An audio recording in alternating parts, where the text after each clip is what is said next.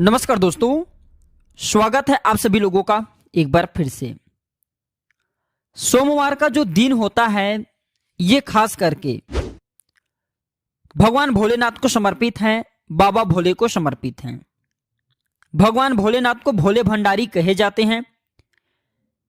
ये और देवी देवताओं की तुलना में थोड़ी सी पूजा पाठ से प्रसन्न हो जाते हैं।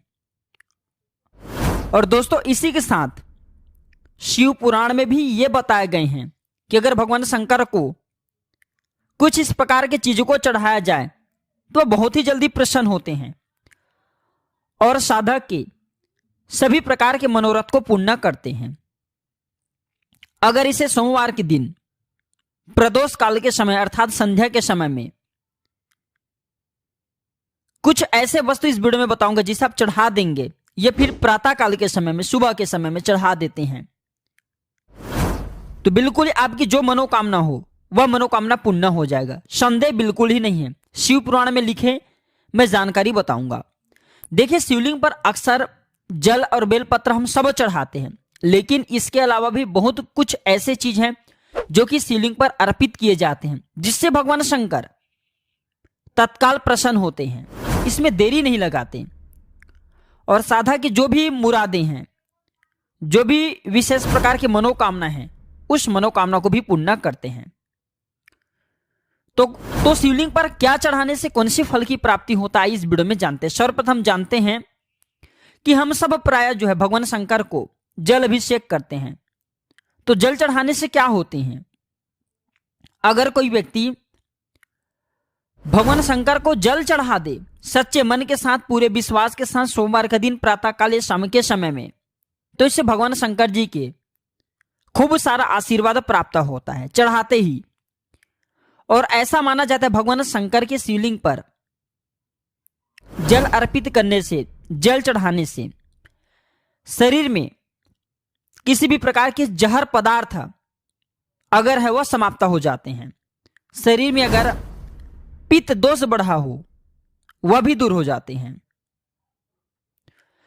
दोस्तों, ये बताए जाते हैं कि जो व्यक्ति अगर भगवान शंकर के शिवलिंग पर दही का अभिषेक करते हैं, भगवान शंकर जी के शिवलिंग पर दही का अभिषेक करते हैं, तो ऐसे व्यक्ति को भवन तथा वाहन की प्राप्ति होता है।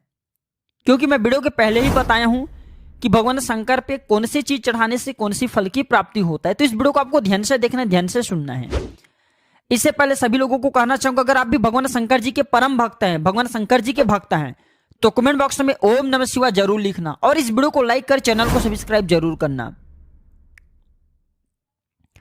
दोस्तों, मैं तो कहना चाहूंगा सभी व्यक्ति को, जो लोग जैसे वाहन प्राप्त करना चाहते हैं, भवन सुख प्राप्त करना चाहते हैं, ऐसे व्यक्ति सोमवार के दिन भगवान शंकर को दही से अभिषेक करें।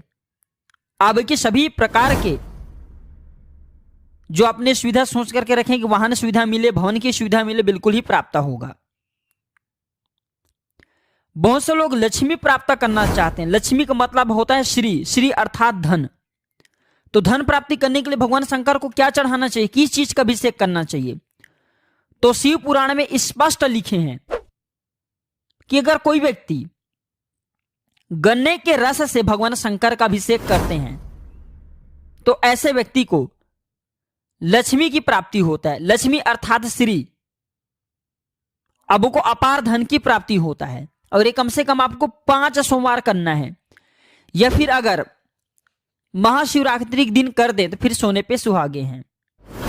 इसके बाद है धन वृद्धि करने के लिए, क्योंकि आपके पास धन है लेकिन आप चाहते हैं कि आपके उस धन में वृद्धि हो, उस धन में तेजी से आपको मुनाफा मिले, वह धन कई हजार गुना ज्यादा बढ़ जाए। तो इसके लिए आपको क्या चढ़ाना चाहिए? तो आपको मधु से अर्थात शहद से भगवान शंकर की अभिषेक करना चाहिए। जो व्यक्ति शहद से भगवान शंकर जी के शिवलिंग का अभिषेक करते हैं, ऐसे व्यक्ति के धन में वृद्धि होती है और तेजी से। इसके बाद है बहुत से लोग मोक्ष की प्राप्ति करने की कामना रखते हैं। बहुत से लोग शिव भक्त होते हैं ना, हमारे वीडियो में देख रहे हैं आप में से बहुत सारे लोग शिव भक्त होंगे। तो बहुत सारे ऐसे भक्त होते हैं जो कि भगवान शंकर जी के परम भक्त होते हैं, और ऐसे व्यक्ति को न धन की चाहत होती है न किसी भी प्रकार की वाहन की। ऐसे व्यक्ति मोक्ष की प्राप्ति करना चाहते हैं। तो ऐसे व्यक्ति को क्या चढ़ाना चाहिए? तो जो व्यक्ति मोक्ष की कामना रखे हुए हैं, ऐसे व्यक्ति को तीर्थों से लाए हुए जल को भगवान शंकर जी के शिवलिंग पर चढ़ाना चाहिए। कोई भी आप तीर्थ गए हैं, पवित्र तीर्थ में जैसे कि गंगा तीर्थ आ जाते हैं, नर्मदा तीर्थ आ जाते हैं, इस प्रकार के तीर्थ गए हैं, तो उस तीर्थ की जल को, इस तीर्थ की पानी को भगवान शंकर जी के शिवलिंग पर आपको चढ़ाना है।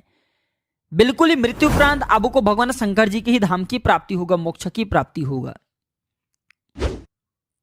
इसके बाद बहुत से लोग रोग से पीड़ित होते हैं। ये वीडियो को आपको ध्यान से देखना है, क्योंकि आप में से आपके घर परिवार में कोई ना कोई जरूर रोग से पीड़ित होगा। क्योंकि दोस्तों, रोग ऐसा अछूत बीमारी जो कि देवी देवताओं को नहीं छोड़े, हम तो साधारण व्यक्ति हैं।